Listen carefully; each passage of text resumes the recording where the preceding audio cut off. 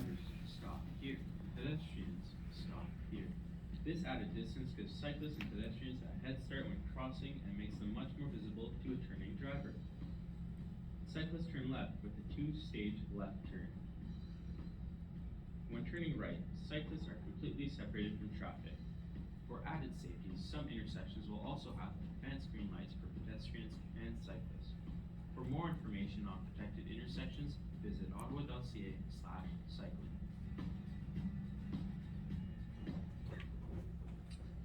And Mayor and Council will be rolling out more of these videos. If you recall, last year, or a couple years ago, when we started to see the construction and put in operation some of our first roundabouts, that we provided some instructional videos about roundabouts. We'll be doing that again and continue to get feedback from the public about how these are working. We are getting real-time user feedback from both cyclists and pedestrians, and Luke, who's in the crowd tonight, has been monitoring that feedback, and we're looking at ways we can make sure that those facilities are working for everyone. Going on to the next slide. There's really not much of a crowd here. Let me look at it. We'll hear We need more to fill these chairs from up, our guys. Natural Resources Manager, Bob Hill. We are asking for the continued support of the community to help prevent wildfires in SLO. So because of the extreme wildfire threat in our community, we're asking that the public promptly report all smoke or fire seen in the city's creeks or open space. We've provided the number, or if a fire appears out of control, it started, immediately call 911. This last weekend, we had a total of 6 unattended fires that we're able to respond to that were very concerning to our fire chief. He's here tonight. He's happy to answer any questions, but we were able to contain those fires because of citizens phoning in to emergency response numbers, and that continued support will be extremely useful. As we move forward to the next slide, I wanted to talk just a little bit about our water supplies, because there has been some question about the supplies. Currently, we have very good supplies in the Salinas Reservoir.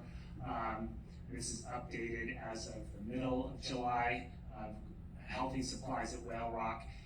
The 18% Nacimiento, as you know, the County of Monterey owns and operates that facility, and of course we have contractual rights to certain amounts of water, though they have been largely, I would say, emptying out the reservoir to meet a lot of the agricultural needs throughout the Salinas Valley, and so that's why there was a very precipitous drop this last year.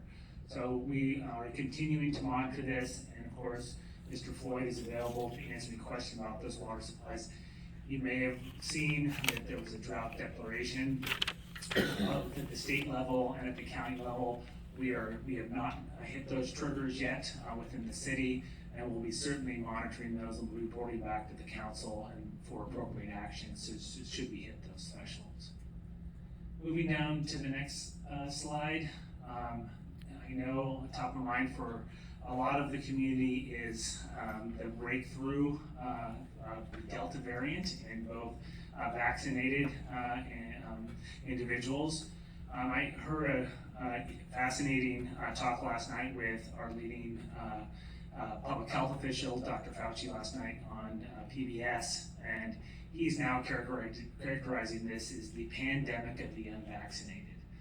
Anywhere of 95 to 99.5% of the deaths that have occurred in the last few weeks have been those individuals that are unvaccinated. And nevertheless, we're hearing about and seeing local public health officials take independent action irrespective of the state. We saw public health officials yesterday and today down in Santa Barbara and in Ventura County into the north, San Benito, Monterey, and Santa Cruz, advise for individuals to wear masks indoors even if they're vaccinated. And there are some caveats to take into consideration. Dr. Fauci talked about those last night. One is that we need all citizens to pay close attention to the infection rates in your community. You need to pay close attention to your own personal health if you're vaccinated, and if you are vaccinated, if you believe you have a compromised immune system, perhaps in addition to being vaccinated, you need to also wear a mask. Or if you are around individuals who have weak immune system or have other physical health conditions that would warrant you taking extra precautions. So the overall message is that we're not through this yet. You may be asking yourself the follow-up question, well, what can we do to get the unvaccinated vaccinated?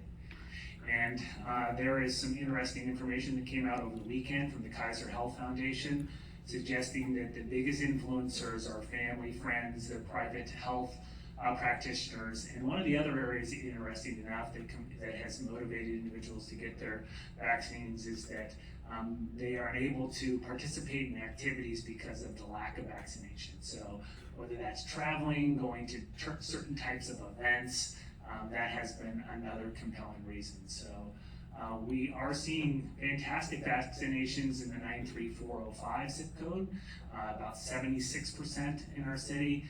Excuse me, 93401, but in 93405, near Cal Poly, my side of town, it is much less. I think the last numbers stand at just close to 40%. I know we'll be working directly with the university to make sure as students come back that we're working to try to get as many people vaccinated as possible. And of course, you know that there's It's a genocide. There is a decision from CSU and UC System to require vaccine on campus for faculty, staff, and students Illegal. should the CDC and FDA provide full licensing to vaccines. This is an area that your staff will be in continual contact with Dr. Borenstein about. I was chatting with her earlier today, and she is certainly monitoring it. I think as of today, we have just north of about 150 active cases, which is about 3 times the level that we saw a few weeks ago. So, nevertheless, all of us should be taking the necessary precautions that we need to take. And I'll certainly be advising the council if we need to take any actions here within the city. As we move down to the next slide, I want to talk about an opportunity for 3CE, the Summer Readiness Pilot Program. This is an incentive program for reduced energy during increased summer months, they're anticipating 20 grid stress events during 2021. So this is eligible for industrial, ag, and agency customers such as the city, and they must be in good standing, meaning that we have paid all of our bills. And the incentive is that agencies for reducing their energy demands can be compensated at $1 per kilowatt hour for energy usage reduction during up to $5,000 during a event.